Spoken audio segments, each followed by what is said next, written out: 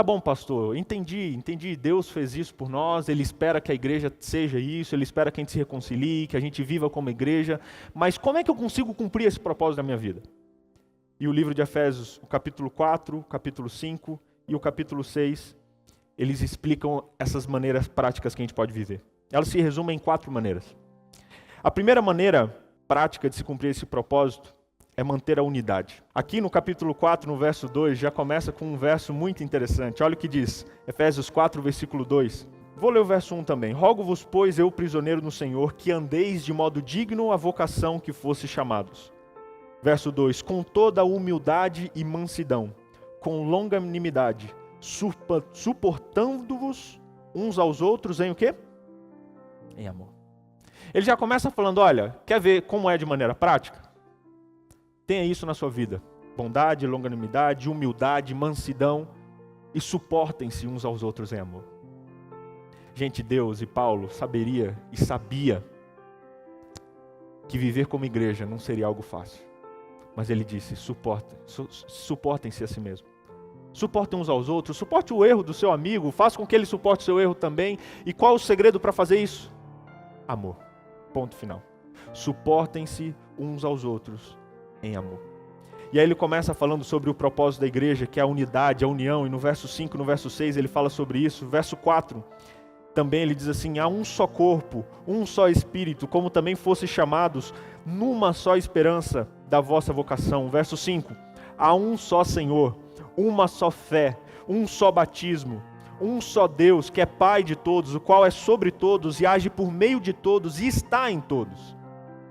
Gente, Deus ele fala muito sobre unidade. Paulo, nas cartas deles, ele sempre fala sobre unidade.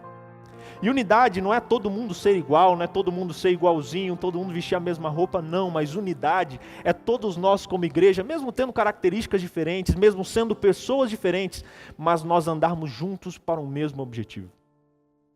A Bíblia fala muito de unidade. E eu creio que um dos maiores desafios para a nossa igreja, como nível mundial, e como pessoa, como nós aqui na nossa igreja, é viver em unidade.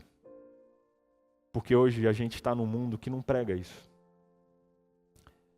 A questão de viver junto, de viver em comunidade, de se amar, ela não está em alta hoje em dia, porque a gente vive numa sociedade egoísta. Eu.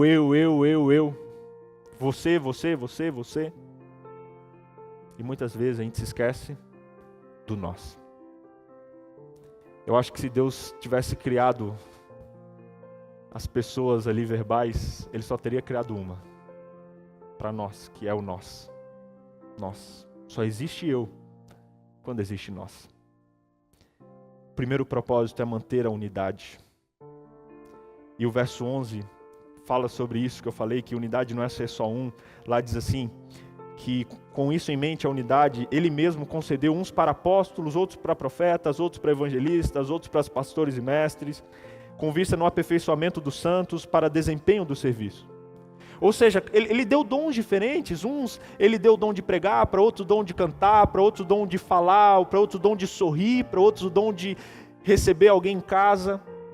E não quer dizer que um dom seja melhor que o outro, não quer dizer que, sabe, a gente cria muito isso também, indiretamente na igreja. Às vezes a gente acha que o dom do pastor que está pregando é um dom maior do que o meu, que ensino na minha classe, ou eu que não sei falar em público, mas que cumprimento as pessoas na porta da igreja, que dou um sorriso, ou que dou um folheto. Gente, não existe escala de dons, não existe esse é melhor, aquele é melhor, e às vezes a gente pega pelos mais visíveis. E eu digo para você que muito provavelmente seja o contrário. Os dons mais importantes, se é que existem, a gente sabe que não existem, mas os dons sem os quais a igreja não viveria, são os dons que ninguém percebe.